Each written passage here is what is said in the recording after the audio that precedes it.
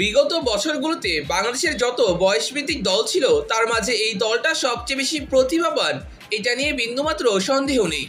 ডিফেন্সে আশিক মিঠু, মিডফিল্ডে ফয়সাল রাক্সাব, ফরওয়ার্ড লাইনে মোর্শেদ মানিক সহ একাধিক মেধাবী ফুটবলার রয়েছে এই দলে।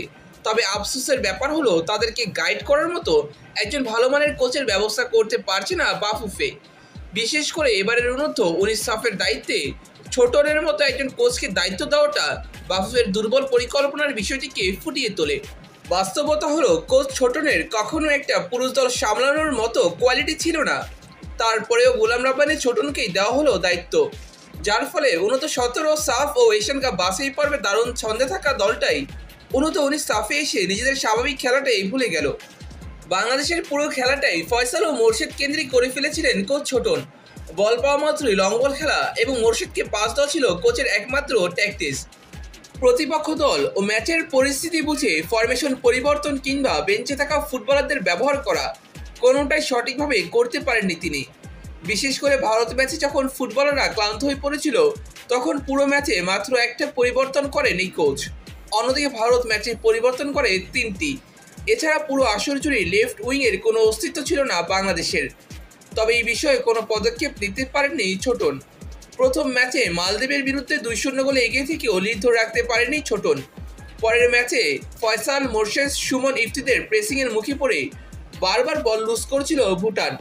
তবে 2 গোলের লিড পাওয়া মাত্রই সেই মুখস্থ খেলা খেলান কোচ ছোটন। পুরো দলকে ডিফেন্সিভ শেপে নিয়ে যান। অতিমাত্রায় ডিফেন্সিভ ফুটবল খেলতে গিয়ে উল্টো বিপদে পড়ে বাংলাদেশ দল। প্রথম অর্ধে বল না পাওয়া ভুটান সেকেন্ড হাফে একের পর এক আক্রমণ করে ব্যস্ত করে তোলে বাংলাদেশের রক্ষণকে।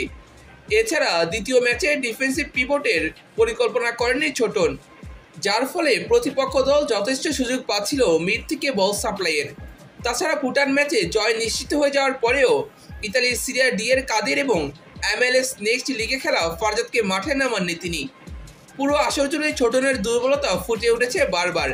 বিশেষ করে নেপাল ও ভারত ম্যাচে তাকে একেবারেই অসহায় মনে হয়েছে। হেড কোচ গোলাম রাব্বানী ছোটনের ব্যর্থতার কারণে শিরোপা হাতছাড়া হয়েছে বাংলাদেশের।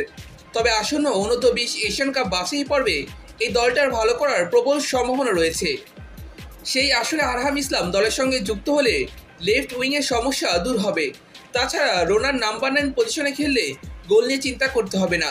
ডিফেন্সে আশিক মিঠু সলিড রয়েছেন, তাদের সঙ্গে ডেকলাইন যুক্ত হলে রক্ষণ আরও শক্তিশালী হবে বাংলাদেশের। সম্ভাব্যময় এই দলটাকে সঠিকভাবে পরিচালনা করার জন্য একজন ভালো মানের কোচের প্রয়োজন। সেই সাথে প্রবাসীদের সঙ্গে যাতে বৈষম্য না হয় সেই দিকেও খেয়াল রাখতে হবে বাফুফেকে।